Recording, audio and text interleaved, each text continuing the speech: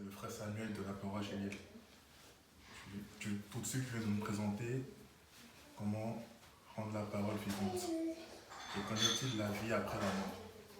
Ah, ça, tu es allé dans un domaine plus vaste. La vie après la mort, nul n'est allé là-bas et revenu, à part le Christ. Le premier-né d'entre les morts a dit Colossiens. Le premier-né d'entre... C'est lui seul qui est allé là-bas, il est revenu vivant. C'est vrai, il y a eu des résurrections sporadiques. Des gens sont morts et quelques heures après, ils sont revenus à la vie. D'autres parlent de mort clinique, etc. D'autres parlent de coma. Dieu seul peut en faire la différence.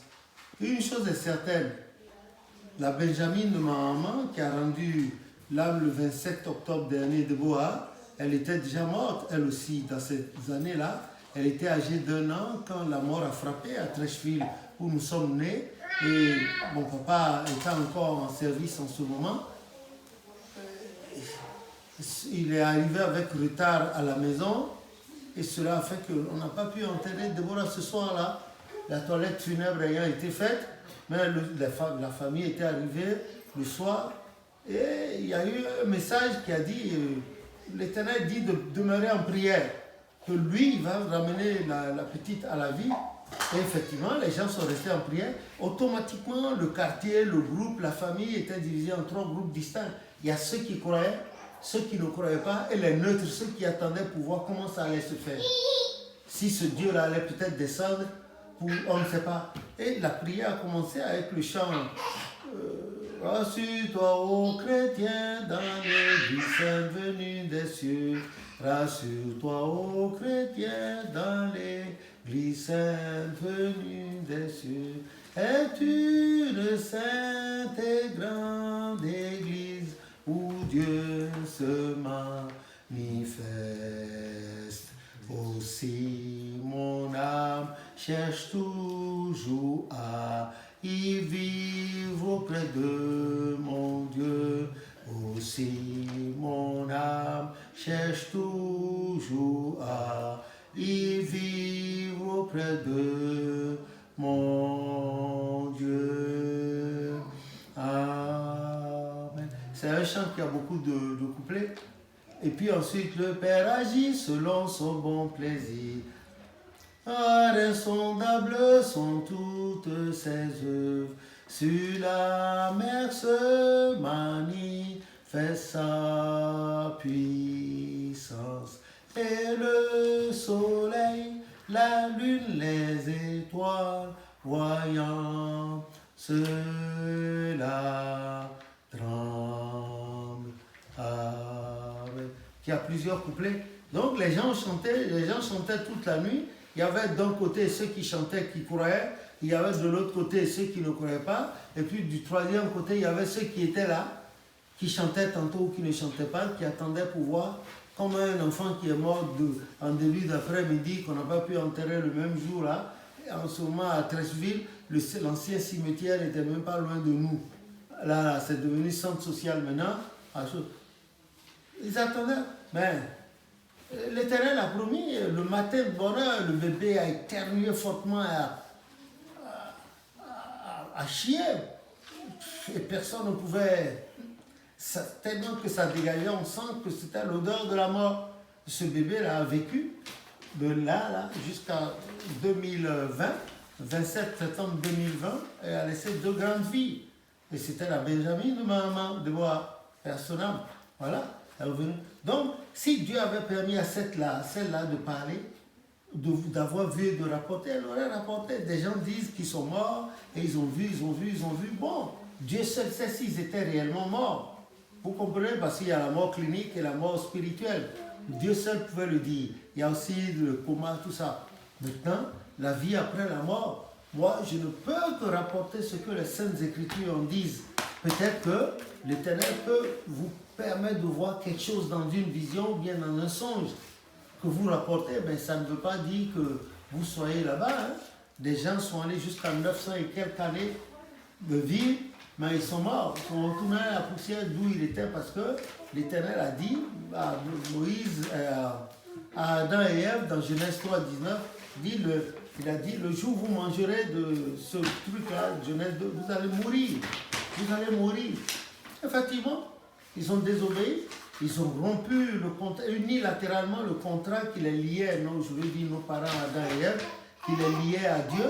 Ils ont rompu le contrat et la sentence a été la mort. Romains 6, verset 23, car tout le monde a péché. Et puis c'est le fruit du péché, la récompense, c'est la mort.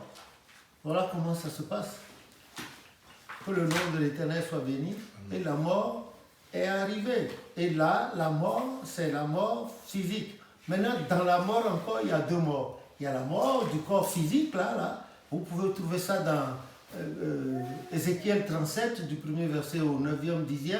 Vous allez voir la vallée remplie d'ossements. Et l'Éternel a demandé à Ézéchiel de prophétiser pour que ces âmes-là vivent.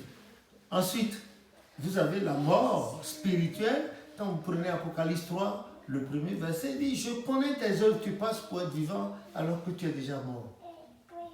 Si vous voulez, le corps ne compte pas trop pour Dieu, mais ce qui compte pour Dieu, c'est l'âme, l'esprit de l'individu. Et c'est pour cela que nous allons à l'église, pour cela que nous nous attachons à la Bible. Et quand vous allez dans Job 19, verset 25, il dit, je sais que mon Rédempteur est vivant et qu'il se lèvera en dernier sur la terre.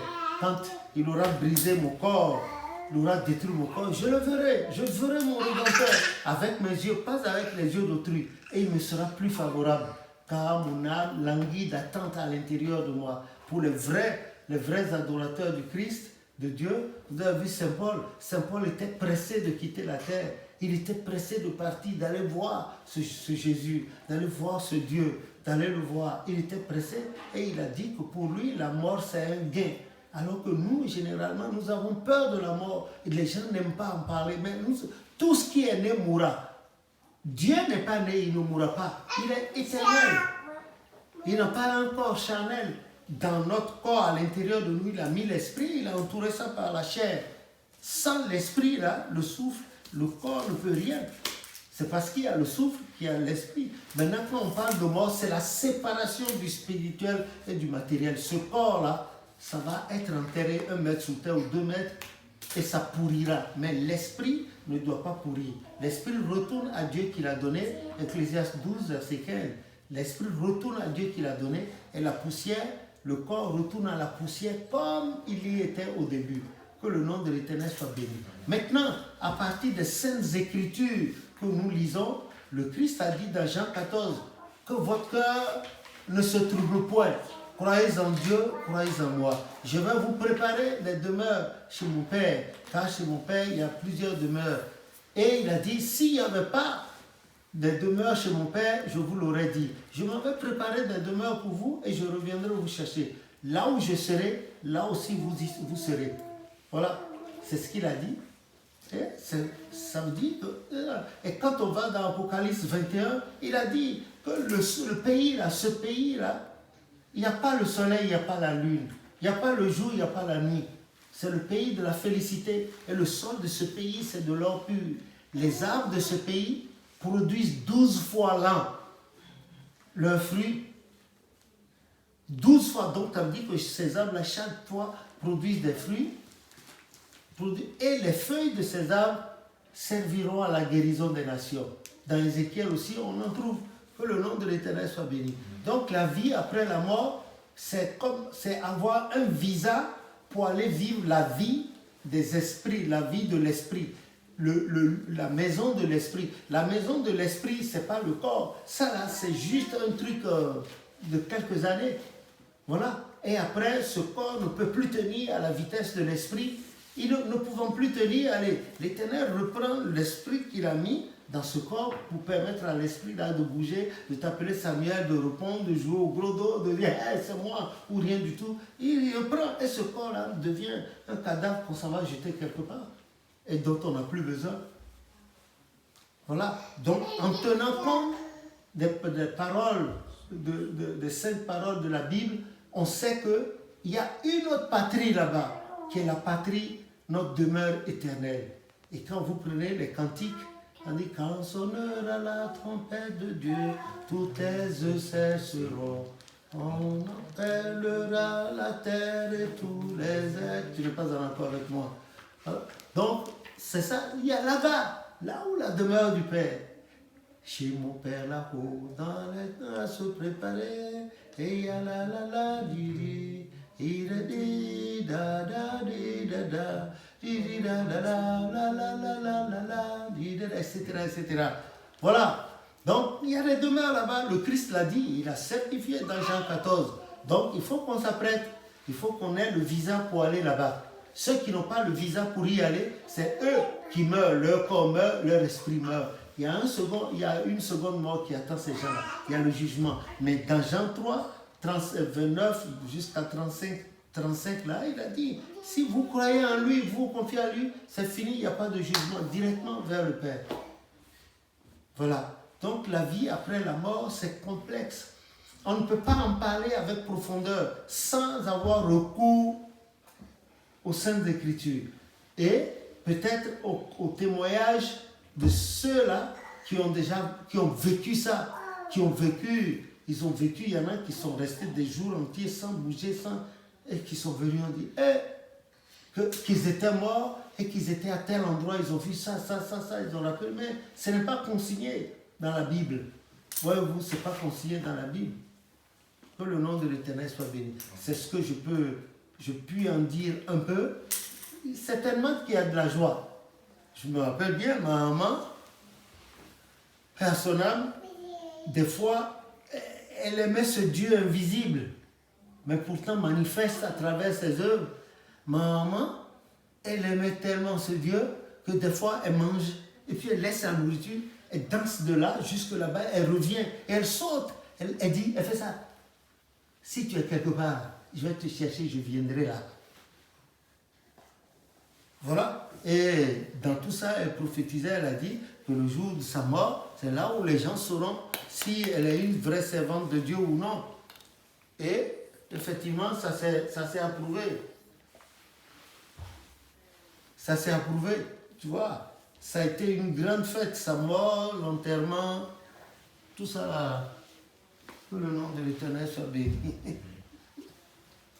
Voilà. Donc la vie après la mort, c'est l'Éternel seul qui en connaît les tenants et les aboutissants. Nous, on est là, on pérore seulement. On parle à partir des Saintes Écritures que nous ne maîtrisons pas correctement parce que nos cœurs ne sont pas à 100% à l'Éternel. Nous avons des petits détails, on se souvient de telle situation, alors que le cœur doit être en permanence avec l'Éternel pour que son esprit nous révèle ce qui se passe dans l'au-delà. L'anglais dit life after. Que le nom de l'Éternel soit béni. Voilà.